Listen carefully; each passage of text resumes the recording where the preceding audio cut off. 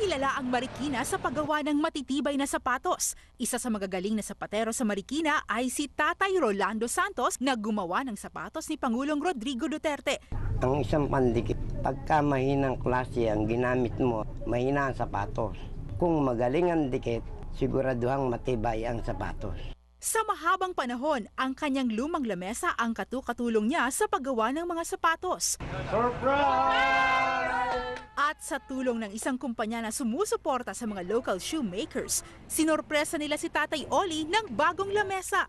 Sobra kaming natutuwa na ang ating mga sapatero, alam nila yung importance ng paggamit ng quality materials.